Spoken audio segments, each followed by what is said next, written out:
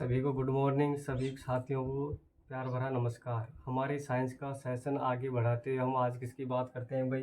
Platelets की। किसकी बात करते हैं? प्लेटलेट्स की। देखो, पहले हमने किसके बारे में बात की थी? प्लाज्मा के बारे में। उसके बाद में आरबीसी के बारे में चर्चा की है और उसके बाद में हमने डब्ल्यूबीसी को अच्छे से कंप्लीट किया है। उससे नेक्स्ट है हमारा कौन सा? प्लेटलेट्स। क्या है भाई? प्लेटलेट्स। अब देखो, प्लेटलेट्स को क्या बोलते हैं? इसकी जो उपनाम है वो क्या है? इसका उपनाम, प्लेटलेट्स की उपनाम क्या है? थ्रोम्बोसाइट। क्या है भाई? थ्रोम्बोसाइट।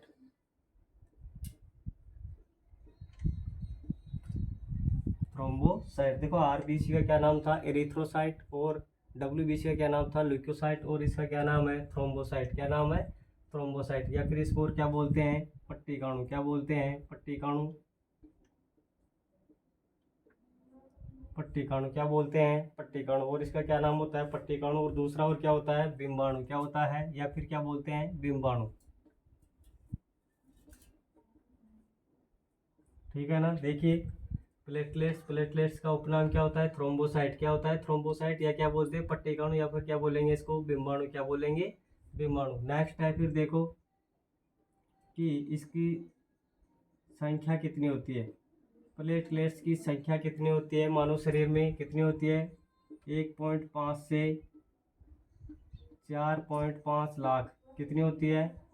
1.5 लाख से 4.5 लाख इनकी क्या होती है? संख्या। देखो, डब्ल्यूबीसी की संख्या कितनी थी? 7 से 11,000। हजार में थी, याद रखना। आरबीसी की संख्या लाख में थी, 50 से 55 लाख। और प्लेटलेट्स की संख्या कितनी हो गई? 1.5 से 4.5 लाख। फिर देखो कि इसका जो निर्माण होता है वो कहाँ पे होता है? प्लेटलेट्स का जो निर्माण होता है वो कहाँ पे होता है भाई? उसी में होता है जिसमें आरबीसी और डब्ल्यूबीसी का निर्माण होता था। किस में होता था? लाल अस्थि मज्जा में। लाल अस्थि मज्जा में। ध्यान दें, निर्माण किस में हो गया? लाल अस्थि मज्जा में। फिर है इसका जो ये नष्ट कहाँ पे होती है? कौन? प्लेटलेट नष्ट कहाँ पे होती है? प्लीहा में। किस में होती है भाई? प्लीहा में। प्लीहा में, उसी में होती है, स्प्लीन में। किसमें होती है? स्प्लीन में। नष्ट हो गई। अब देखो, उपनाम हो गया थ्रोम्बोसाइट, पट्टिकाणु या फिर बिंबाणु। फिर है इसकी संख्या 1.5 लाख से 4.5 लाख होती है। निर्माण लाल अस्थि मज्जा में। नष्ट कहाँ होती है? प्लीहा में। नष्ट कहाँ होती है? प्लीहा में। फिर देखो कि इसका जीवन काल कितना होता है। इसका प्लेटलेट्स का जो जीवन काल है वो कितना होता है? जीवन काल कितना होता है? लगभग 1 सप्ताह। कितना होता है? लगभग 1 सप्ताह। लगभग क्या होता है भाई? 1 सप्ताह। यानी इसका जीवन काल कितना होता है? लगभग 1 सप्ताह। कितना होता है? 1 सप्ताह। तो देखो, इसके बारे में अच्छे से देखो। उपनाम तो क्या हो गया? थ्रोम्बोसाइट, पट्टिकाणु, बिंबाणु। संख्या क्या होगी? 1.5 से 4.5 लाख। निर्माण कहाँ होता है? लाल अस्थि मज्जा में। नष्ट कहाँ पे होती है? प्लीहा में। और जीवन काल कितना होता है? लगभग 1 सप्ताह। अब नेक्स्ट देखो कि प्लेटलेट्स की कमी से कौन सा रोग होता है? प्लेटलेट्स की कमी से रोग। तो देखो भाई, जैसे उसमें उसका डब्ल्यूबीसी का नाम क्या था? क्या था? जैसे एरिथ्रोसाइट और ल्यूकोसाइट डब्ल्यूबीसी का था तो ल्यूकोपेनिया हो रहा था। इसमें कौन सा हो जाएगा? थ्रोम्बोपेनिया। तो कमी से कौन सा रोग हो जाएगा? थ्रोम्बोपेनिया। थ्रोम्बोपेनिया। देखो इधर, कमी से डब्ल्यूबीसी, कमी से उसमें क्या था? ल्यूकोपेनिया। लेकिन इसमें क्या हो जाएगा? थ्रोम्बोपेनिया। यानी इसके नाम से जुड़ा हुआ है, थ्रोम्बोपेनिया। फिर है कि इसकी अधिकता से कौन सा रोग होता है? अधिकता से। अधिकता से रोग। तो देखो कि प्लेटलेट्स की अधिकता से कौन सा रोग होगा? थ्रोम्बोसाइटोसिस। कौन सा रोग होगा? थ्रोम्बोसाइटोसिस। थ्रोम्बोसाइटोसिस।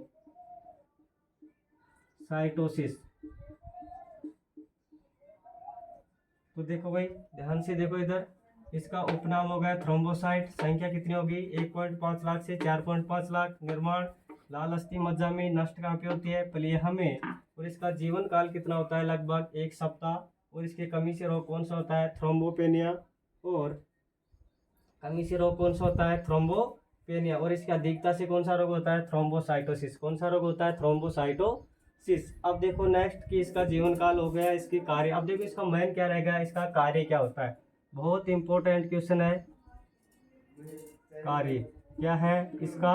कार्य रक्त का थक्का बनाना। क्या है भाई? रक्त का थक्का बनाना। रक्त का थक्का बनाना इसका क्या हो गया? कार्य। रक्त का थक्का बनाना। रक्त का थक्का बनाना, ये इसका क्या हो गया? कार्य। तो सबसे अच्छा क्वेश्चन इसमें अगर बनता है वो कौन सा बनता है? या तो बनेगा इसका नाम थ्रोम्बोसाइट से, यानी कि इसका उपनाम क्या है? थ्रोम्बोसाइट। या फिर क्या बनेगा? इसका कार्य क्या होता है? रक्त का थक्का बनाना। क्या होता है? रक्त का थक्का बनाना। अब देखो, पहले हमने प्लाज्मा में भी पढ़ा था कि रक्त का थक्का बनाने में प्रोटीन कौन सी जिम्मेदार थी? प्रोथ्रोम्बिन और कौन सी थी? फाइब्रिनोजन। कौन कौन सी थी? प्रोथ्रोम्बिन और फाइब्रिनोजन। वो भी क्या कर रही थी? रक्त का थक्का जमाने में सहायता कर रही थी। यहाँ पे प्लेटलेट्स का कार्य रक्त का थक्का बनाना। तो ये हमारी प्लेटलेट्स क्या होती है? पूरी हो जाती है। अब देखो, हम आरबीसी, डब्ल्यूबीसी और प्लेटलेट्स तीनों में क्या कर लेते हैं? अंतर कर लेते हैं। उतार लीजिए।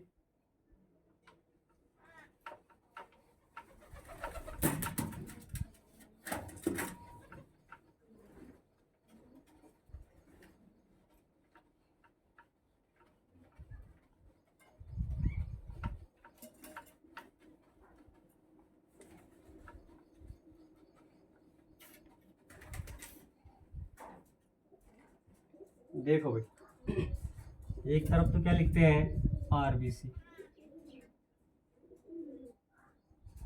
एक तरफ क्या है? डब्ल्यूबीसी, और एक तरफ क्या हो जाएगी? प्लेटलेट्स।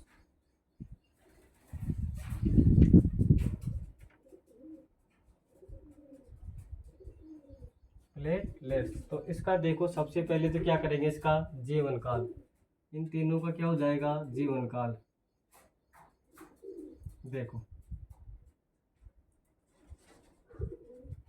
जीवन काल। तो इसका जीवन काल आरबीसी का कितना होता है? 120 दिन। कितना होता है? 120 दिन। आरबीसी का जीवन काल कितना होता है? 120 दिन। डब्ल्यूबीसी का कितना होता है? 5 से 7 दिन। 5 से 7 दिन, या फिर क्या आएगा? 7 से 11 दिन। यानी कि 5 से 7 दिन या फिर 7 से 11 दिन। और प्लेटलेट्स का कितना होता है? लगभग 1 सप्ताह। कितना होता है? लगभग 1 सप्ताह। ये तो क्या होगा? इसका जीवन काल। ये तो क्या होगा? इसका जीवन काल। फिर है इसका निर्माण कहाँ होता है? इसका निर्माण, देखो, इसका निर्माण आरबीसी का किस में होता है? लाल अस्थि मज्जा में। लाल अस्थि मज्जा में। लाल अस्थि मज्जा में। इसका भी किस में होगा? लाल अस्थि मज्जा में। और प्लेटलेट्स का भी निर्माण किस में होगा भाई? लाल अस्थि मज्जा में। तो हम लिखते हैं किस में होगा? लाल अस्थि मज्जा में।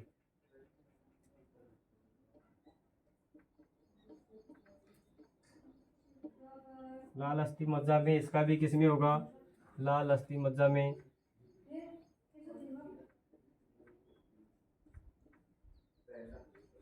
लाल अस्थि मज्जा में। ये इसका क्या हो गया? निर्माण। फिर है कि नष्ट कहाँ होती है? किस में होती है? प्लीहा में, यानी स्प्लीन में। किस में होती है? प्लीहा यानी स्प्लीन में। किस में होती है भाई? प्लीहा में। देखो, स्प्लीन लिखाएगा ज़्यादातर वहाँ पे। प्लीहा हिंदी नेम कम देता है। किसी क्या आता है? स्प्लीन। इसको क्या बोलते हैं? लाल अस्थि मज्जा को रेड वेन मोरो। क्या बोलते हैं? रेड वेन मोरो। फिर हो गया, देखो, जीवन काल हो गया, निर्माण हो गया और नष्ट होगी। फिर देखो इसकी संख्या, या फिर इसका क्या देख लेते हैं? उपनाम। क्या देख लेते हैं? उपनाम। देखो, इसका तो क्या था? इरिथ्रोसाइट। क्या था? इरिथ्रोसाइट। इसका क्या था? इरिथ्रोसाइट। इसका क्या था भाई? ल्यूकोसाइट। ल्यूकोसाइट। और प्लेटलेट्स का क्या है? थ्रोम्बोसाइट। क्या है? थ्रोम्बोसाइट।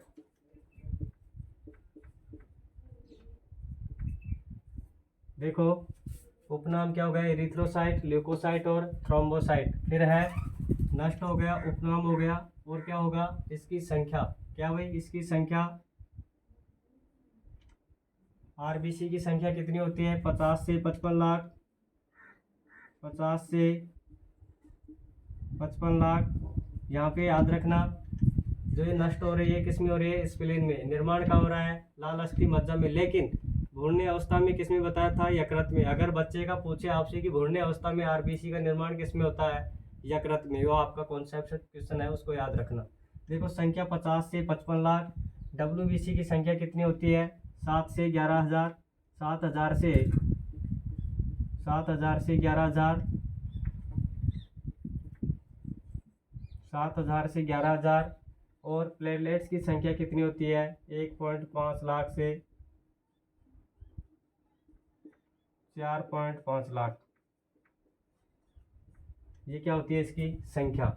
देखो जीवन काल हो गया, निर्माण हो गया, नष्ट हो गई, उपनाम हो गया, और इसकी क्या हो गई, संख्या हो गई। फिर क्या है इसका आकार, क्या है भाई आकार। आकार कितना कितना होता है, देखो आरबीसी का आकार कितना था, 7.5 माइक्रोमीटर। इसका कितना था भाई, 10 से 12 माइक्रोमीटर।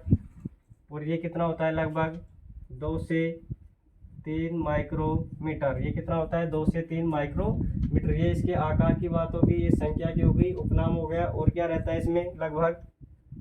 नेक्स्ट देखो और क्या होगा, इसकी कमी से रोग। किसकी कमी से, आरबीसी की कमी से रोग।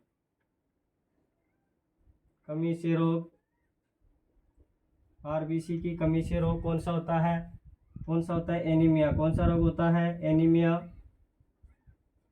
आरबीसी की कमी से कौन सा रोग होता है, एनीमिया। डब्ल्यूबीसी की कमी से कौन सा रोग होता है भाई, ल्यूकोपेनिया। कौन सा होता है, ल्यूकोपेनिया।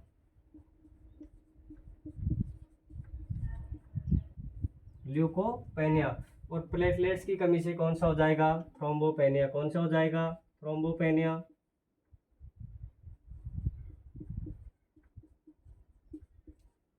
ये कौन सा हो गया, थ्रोम्बोपेनिया। फिर है इसकी अधिकता से कौन सा रोग होता है, अधिकता से।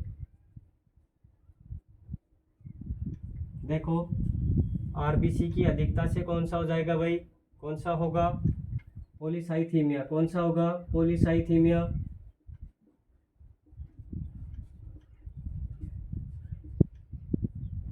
ध्यान रखना, अगर ये अधिकता से क्वेश्चन पूछा जाएगा तो यहाँ पे लाखों बच्चे आपसे अलग हो जाएंगे। अगर किसी को बहुत कम याद रहता है, एनीमिया सब याद करके जाते हैं कि आरबीसी की कमी से कौन सा रोग होता है, एनीमिया। लेकिन अगर अधिकता से पूछेगा तो कौन सा होगा, पॉलीसाइथीमिया।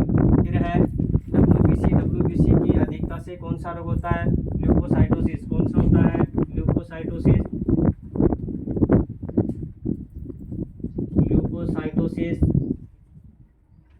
और प्लेटलेट्स की अधिकता से कौन सा होता है, थ्रोम्बोसाइटोसिस। कौन सा होता है भाई, थ्रोम्बोसाइटोसिस।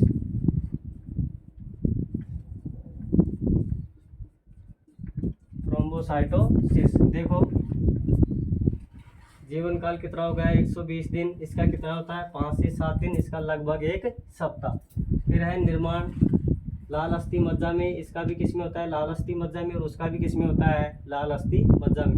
फिर है कि नष्ट कहाँ पे होती है, तो देखो ये तो किस में होती है, स्प्लीन प्लीहा में। ये भी प्लीहा में और ये भी प्लीहा में। फिर है कि इसका उपनाम क्या होता है, इरिथ्रोसाइट। इसका होता है ल्यूकोसाइट। और इसका क्या होता है, थ्रोम्बोसाइट।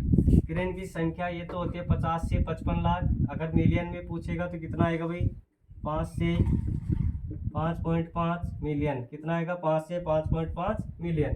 फिर है 7,000 से 11,000। इसकी संख्या किसकी, डब्ल्यूबीसी की। और प्लेटलेट्स की संख्या कितनी होती है, 1.5 से 4.5 लाख होती है। फिर इसका आकार कितना होता है, 7.5 माइक्रोमीटर से 10 से 12 माइक्रोमीटर। फिर है इसका कितना है, 2 से 3 माइक्रोमीटर। फिर है इसकी कमी से रोग कौन सा होता है, एनीमिया। इसकी कमी से ल्यूकोपेनिया। इसकी कमी से थ्रोम्बोपेनिया। फिर है इसकी अधिकता से होता है पॉलीसाइथीमिया रोग। और इसकी अधिकता से कौन सा होता है, डब्ल्यूबीसी की अधिकता से ल्यूकोसाइटोसिस। और इसकी अधिकता से कौन सा होता है, थ्रोम्बोसाइटोसिस। देखो ये नाम कहाँ से निकल के आ रहे हैं, ये नाम इन्हीं से निकल के आ रहे हैं। ल्यूकोसाइटोसिस से कौन सा हो जाएगा, ल्यूकोपेनिया। थ्रोम्बोसाइटोसिस से क्या हो जाएगा, थ्रोम्बोपेनिया। फिर देखो हमने जीवन काल, निर्माण, नष्ट, उपनाम, संख्या, आकार, कमी से रोग और अधिकता से रोग कौन कौन से होते हैं, ये हमने इसके बारे में देखा। और क्या रह गया भाई, जीवन काल हो गया, निर्माण हो गया, नष्ट हो गई, उपनाम हो गया, इसकी संख्या हो गई, आकार हो गया, कमी से रोग हो गया, और क्या हो गया, अधिकता से रोग हो गया। फिर है इनके कार्य। इनके कार्य देखो, आरबीसी का काम क्या था, गैसों का परिवहन। क्या था भाई, गैसों का परिवहन, गैसों का परिवहन, गैसों का परिवहन। जबकि डब्ल्यूबीसी का काम क्या था, डब्ल्यूबीसी का रोग प्रतिरोधकता में वृद्धि,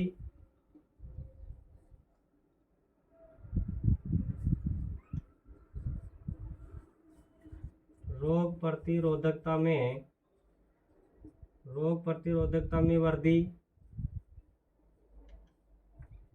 और इसका कार्य क्या होता है, रक्त का थक्का बनाना, रक्त का थक्का जमाना। ये इसका क्या हो गया, कार्य। क्या हो गया, कार्य। अब देखो, ऊंचाई के साथ साथ इन पे क्या प्रभाव पड़ता है, हमने पढ़ा है ये भी। जैसे जैसे ऊंचाई पे जाएंगे आरबीसी की संख्या क्या हो जाएगी, संख्या तो क्या होगी, बढ़ेगी। आरबीसी की संख्या तो क्या होगी, बढ़ेगी, लेकिन इसका आकार क्या होगा, घटेगा। आकार क्या होगा, घटेगा। ध्यान रखना, ऊंचाई पे जैसे जैसे जाएंगे आरबीसी की संख्या तो क्या होगी, बढ़ेगी, लेकिन इसका आकार क्या होगा, घटेगा। इसी का विपरीत क्या हो जाती है, संख्या तो इसकी क्या होगी, ऊंचाई पे जाने पे घटेगी, और इसका आकार क्या होगा, बढ़ेगा। इसका आकार क्या होगा भाई, बढ़ेगा। और प्लेटलेट्स पे कोई प्रभाव नहीं पड़ता है, कोई प्रभाव नहीं पड़ता है, कोई प्रभाव नहीं पड़ता है, कोई प्रभाव नहीं पड़ता है। तो देखो, इसके बारे में हमने कितने टॉपिक, कितने नंबर हो गए, 1 2 3 4 5 6 7 8 9 और 10। तो इन 10 से आपका क्वेश्चन 100% क्या हो जाएगा, लगभग लगभग क्या हो जाएगा, सही होने की कगार पे रहेगा। लेकिन डब्ल्यूबीसी को आपको और अच्छे से पढ़ के जाना है, जो मैंने आपको पढ़ाया है। अब देखो, ये इनका क्या हो गया, सभी का काम हो गया, यानी कि जीवन काल हो गया, निर्माण हो गया, नष्ट हो गई, उपनाम इसके हो गई, संख्या में इसका हमने पढ़ा है, आकार में इसको देखा है, कमी में क्या कौन सा रोग होता है, अधिकता से कौन सा रोग होता है, कार्य क्या होता है, और ऊंचाई पे जाने पे क्या क्या इसका प्रभाव पड़ता है। सबसे अच्छा क्वेश्चन देखो कहाँ से बनेगा, या तो यह बनेगा कौन सा, 120 दिन। कौन सा होता है, 120 दिन, यानी कि आरबीसी का जीवन काल होता है 120 दिन। फिर है, देखिए यहाँ से क्वेश्चन नहीं बनता है, या फिर बनेगा किससे, कि इसकी जो कमी से रोग होता है। लगभग क्वेश्चन कौन कौन से पूछते हैं, मैं उसी के ऊपर क्या कर रहा हूँ, अंडरलाइन। कमी से रोग कौन सा होता है, एनीमिया। किसकी, आरबीसी की कमी से एनीमिया। इसका कार्य क्या होता है, गैसों का परिवहन, गैसों का परिवहन। अब देखो, इसमें डब्ल्यूबीसी से क्वेश्चन पूछेगा तो कौन सा पूछेगा, लगभग डब्ल्यूबीसी का कार्य क्या होता है, रोग प्रतिरोधकता में वृद्धि। क्या होता है, रोग प्रतिरोधकता में वृद्धि। और इसका क्या काम होता है, रक्त का थक्का जमाना, रक्त का थक्का जमाना। लगभग क्वेश्चन यहीं से आपका क्या हो जाएगा, पूछा जाएगा। देखो, याद सारे करके जाने हैं, पता नहीं कहाँ से एग्जामिनर क्वेश्चन उठा दे, लेकिन जो मैंने आप आज तक पेपरों में देखा है, लगभग यहीं से क्वेश्चन क्या करता है, पुटअप करता है। तो ये आपका क्या होता है, आरबीसी, डब्ल्यूबीसी और प्लेटलेट्स। नेक्स्ट देखो,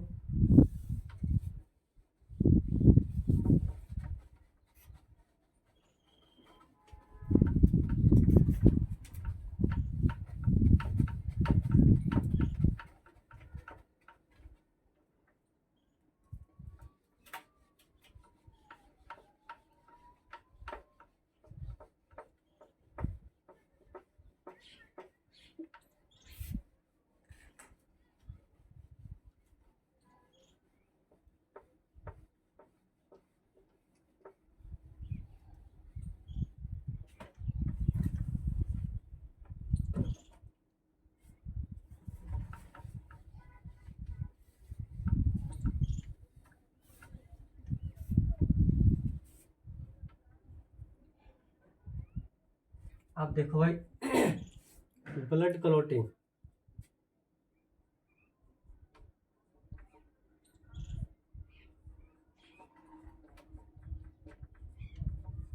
ब्लड क्लॉटिंग, रक्त क्या होता है, स्कंदन, रक्त स्कंदन।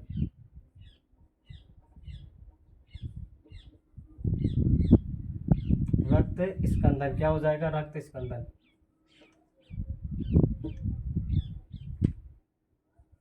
Blood clotting. क्या होगा? ब्लड क्लॉटिंग, यानी कि रक्त को जमने की प्रक्रिया। क्या होगा? इसकी परिभाषा क्या हो जाएगी ब्लड क्लॉटिंग की? परिभाषा, रक्त को जमने की प्रक्रिया। रक्त के जमने की प्रक्रिया। किसके? रक्त के जमने की प्रक्रिया। रक्त के जमने की प्रक्रिया क्या कहलाती है? Blood clotting. क्या कहलाती है? Blood clotting. अब देखो इसके क्या होते हैं? फैक्टर होते हैं। क्या होते हैं भाई? कारक होते हैं। देखो कैसे कैसे होते हैं कारक, कैसे होते हैं? रक्त स्कंदन कारक। क्या है? रक्त स्कंदन कारक। तो उसको हम अच्छे से क्या करते हैं? देखते हैं। रक्त स्कंदन के कारक, रक्त स्कंदन के कारक।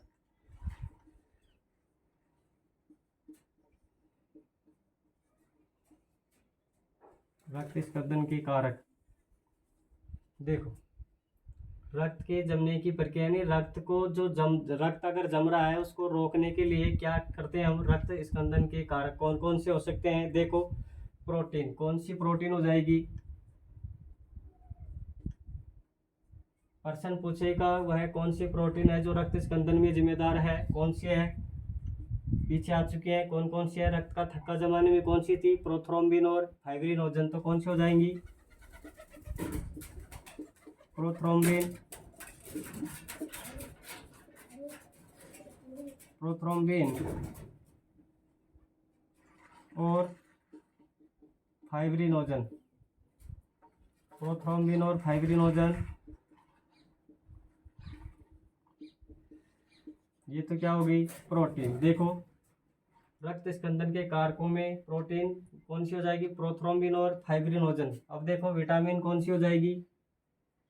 विटामिन, विटामिन कौन सी रहेगी? के। कौन सी रहेगी? विटामिन के। नेक्स्ट क्या है? एंजाइम। एंजाइम, एंजाइम कौन सा रहेगा भाई? पेप्सिन। कौन सा होगा? पेप्सिन। एंजाइम कौन सा होगा? Pepsin, pepsin.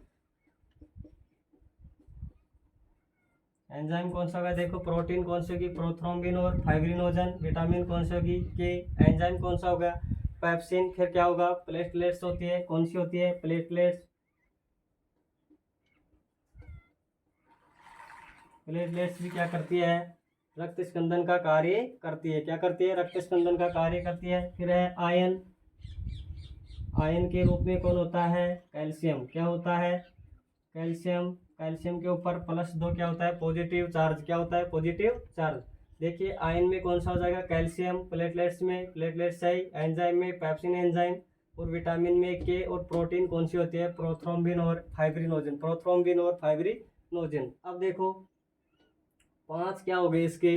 रक्त स्कंदन के कारक। क्या हो गए? रक्त स्कंदन के कारक। तो रक्त स्कंदन के कारक देखो, अगर आपसे पूछे कि ब्लड क्लॉटिंग में रक्त स्कंदन के कारक कितने भाग लेते हैं? कितने लेते हैं? लगभग 13। कितने लेते हैं?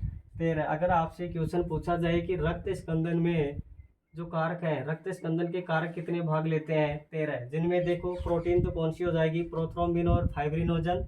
विटामिन कौन सी है? के। Enzyme pepsin. प्लेटलेट्स। और आयन कौन सा है? Calcium ion. आयन कौन सा है?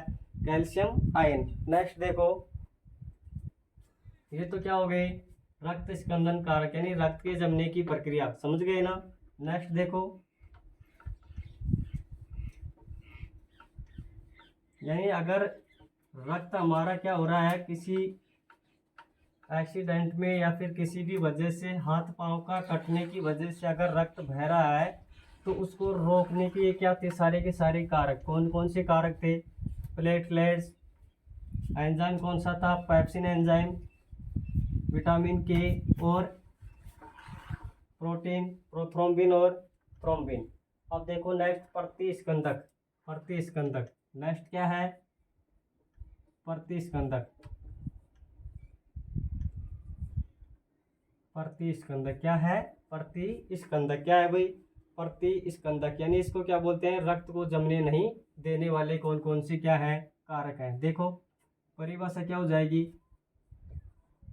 अगर इसकी परिभाषा देखें तो क्या होगी? रक्त को जमने वाले कारक क्या है? रक्त को जमने नहीं देते। क्या नहीं होते देते? रक्त को जमने नहीं देते। रक्त को रक्त को जमने नहीं देते वो कारक क्या कहलाते हैं? प्रतिस्कंदक। प्रतिस्कंदक क्या कहलाते हैं? कारक। यानी कि रक्त स्कंदन की प्रक्रिया तो क्या थी? स्कंदन। यानी कि रक्त के जो थक्का था उसको बनाने की प्रक्रिया तो क्या थी? स्कंदन। लेकिन प्रतिस्कंदन क्या है? प्रतिस्कंदन है रक्त को जमने नहीं देते। रक्त को जमने नहीं देते।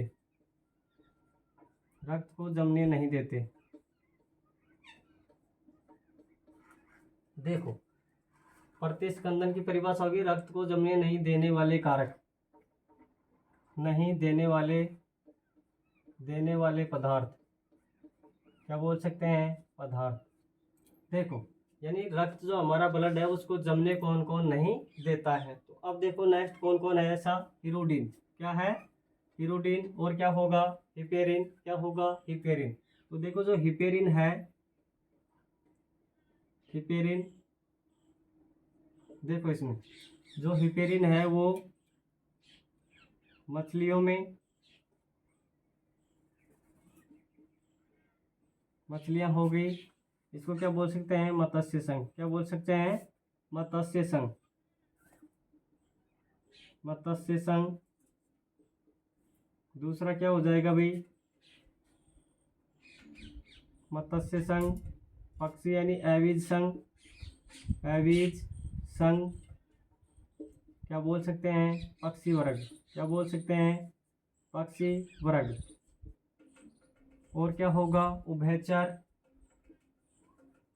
उभयचर। इसमें कौन होते हैं? मेंढक आता है। कौन आता है? जैसे मेंढक। ये क्या होगा? सरीसृप। सरीसृप। और सरीसृप में कौन होते हैं? जैसे सांप हो गया, छिपकली हो गई। तो देखो, मछलियाँ, एविज, उभयचर, सरीसृप और क्या होगा? और क्या होता है भाई? स्तनधारी। कौन सा होता है? स्तनधारी। स्तनधारियों में तो देखिए स्तनधारी में कौन होता है? एक तो मनुष्य भी क्या होता है? स्तनधारी। मनुष्य और जंतु। देखो प्रतिस्कंदन में कौन कौन कार्य करता है? हिपेरिन। हिपेरिन जो प्रोटीन है वो क्या करती है? मछलियों के रक्त में, एविज संघ यानी पक्षियों के रक्त में, उभयचर जो भी उभयचर में जीव जंतु आते हैं उनके रक्त में, वह सरीसृप में जो भी जीव आते हैं उनके रक्त में, और स्तनधारियों के रक्त में क्या करती है? जमने नहीं देती है। तो आपने सुना होगा कि हमारा रक्त या फिर इन सभी पशु पक्षी जो भी हैं जीव हैं इनका रक्त जमता क्यों नहीं है? सर्दियों में देखिए कितनी भी सर्दी पड़े लेकिन हमारा रक्त जमता क्यों नहीं है? इस हिपेरिन की वजह से हमारा रक्त क्या नहीं होता है भाई? जमता नहीं है। तो आपसे पूछेगा मछलियों का जो रक्त है, मछलियों का रक्त शुद्ध होता है क्या अशुद्ध? अशुद्ध होता है। क्या होता है? अशुद्ध। क्योंकि मछली में जो चैम्बर होते हैं, कोष्ठक कितने होते हैं? 2। इस 2 कोष्ठकों की वजह से इसमें कैसा रक्त होता है? अशुद्ध। जिसको क्या बोलते हैं? वीनस। क्या बोलते हैं? वीनस। लेकिन वो आगे आएगा। तो इसके बारे में देखो कि इनका जो रक्त है ये जमता क्यों नहीं है? हिपेरिन प्रोटीन की वजह से इसका रक्त जमता नहीं है। फिर नेक्स्ट है हीरोडिन। कौन सी है? हीरोडिन। हीरोडिन पदार्थ। अब हीरोडिन भी क्या है? एक प्रोटीन है। क्या है? हीरोडिन भी एक प्रोटीन है। ये किस किस में रक्त को जमने नहीं देती है? तो हीरोडिन देखो किस में? मच्छरों में, मच्छर, जू, मच्छर, जू और क्या हो जाएगा? खटमल। क्या हो जाएगा? खटमल। इनमें रक्त तो क्या नहीं होने देती है? जमने नहीं देती। और क्या हो जाएगा? जोक। क्या हो जाएगा? जोक। देखिए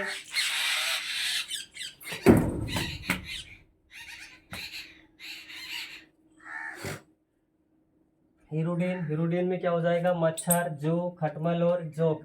इनका रक्त कौन नहीं जमने देती है? Hirudin protein. कौन सी प्रोटीन जमने नहीं देती है? Hirudin protein. फिर आपने सुना होगा कि एक देखो ब्लड बैंक होता है ना जहाँ से रक्त लिया जाता है, ब्लड बैंक।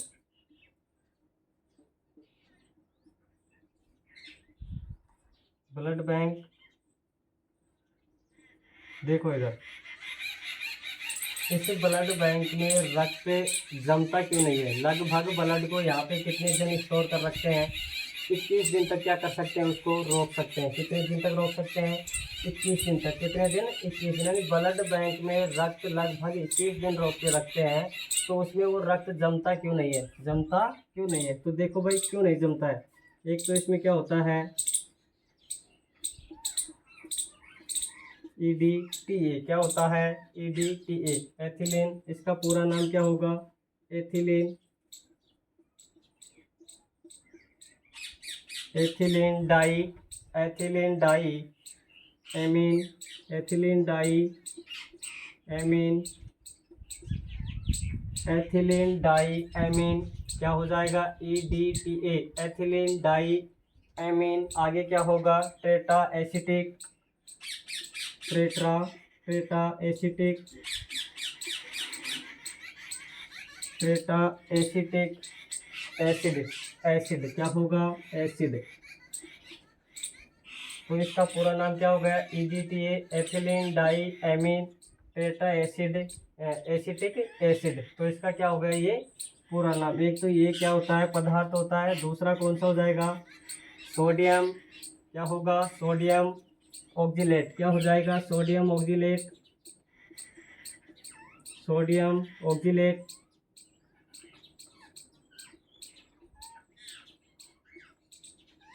Sodium oxalate. तीसरा क्या होगा सोडियम, बताओ क्या होगा सोडियम ऑक्जिलेट, सोडियम सिट्रेट। चौथा कौन सा होगा भाई सोडियम डेक्ट्रेट, सोडियम डेक्ट्रेट।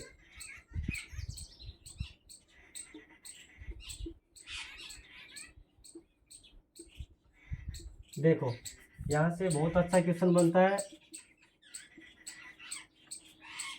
ब्लड बैंक के अंदर प्रतिस्पंदन का कार्य कौन कौन करते हैं EDTA, ethylene diamine tetra acetic acid, या तो इसी का फुल फॉर्म आपसे पूछ लिया जाएगा, वरना 3 ऑप्शन ये डालेगा और एक अलग से देगा कि इनमें से कौन सा क्या नहीं है प्रतिस्पंदक पदार्थ नहीं है। तो देखो sodium oxalate, sodium citrate, sodium dextrate, dextrate, sodium dextrate, ये क्या है प्रतिस्पंदक क्या है भाई पदार्थ है। और ये कैसे हैं सारे के सारे कृत्रिम, कैसे हैं कृत्रिम है, कैसे हैं कृत्रिम, यानी कि कृत्रिम प्रतिस्पंदक पदार्थ है।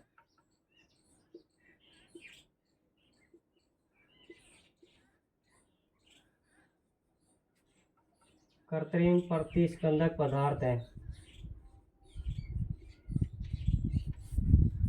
तो हमने इसके बारे में क्या की चर्चा की, किसके प्रतिस्पंदन पदार्थ रक्त को जमने नहीं देते हैं। हिपेरिन क्या करती है मछलियों में, एविज संघ, उभयचर, सरीसृप और स्तनधारियों में जो रक्त होता है उसको जमने को नहीं देता है हिपेरिन प्रोटीन। कौन सी प्रोटीन नहीं जमने देती है हिपेरिन। फिर है हिरोडिन, मच्छर, जोंक, खटमल और जौक में रक्त को कौन नहीं जमने देती है भाई हिरोडिन प्रोटीन। कौन सी प्रोटीन है हिरोडिन प्रोटीन। इसमें जो क्वेश्चन पूछता है लगभग किसका पूछता है जौक का, किसका पूछता है जौक का। फिर है EDTA यानी ethylene diamine tetra acetic acid, यानी sodium oxalate, sodium citrate, sodium dextrate, ये सारे के सारे कैसे हैं कृत्रिम प्रतिस्पंदक पदार्थ। कौन कौन से ये जो हैं कौन कौन से पदार्थ हो गए ये कृत्रिम प्रतिस्पंदक पदार्थ। तो हमारी ये क्या होती है यहाँ पे क्लास पूरी। और आगे क्या पढ़ेंगे हम ब्लड ग्रुप, क्या पढ़ेंगे ब्लड ग्रुप, यानी कि किस कौन सा व्यक्ति किसको रक्त दे सकता है, किससे रक्त ले सकता है। बहुत ही क्या है वहाँ से समझने लायक क्लासें हैं। यानी कि जब कोई बीमार हो जाता है तो कौन सा रक्त चाहिए, किसको क्या चाहिए। तो आपसे कल के लिए क्वेश्चन है और कमेंट सेशन में डालेंगे कि अगर कोई दुर्घटना अचानक हो जाती है और डॉक्टर के पास इतना समय नहीं है कि वो उसकी जांच करके उसको रक्त चढ़ा सके, तो बिना जांच किए हुए उसको कौन सा रक्त दिया जाता है। ये आपसे मेरा क्या है क्वेश्चन। नेक्स्ट क्लास में आपसे फिर मुलाकात करेंगे। Thank you. अगर क्लास समझ में आए तो दोस्तों को भेजें और लाइक और सब्सक्राइब करें।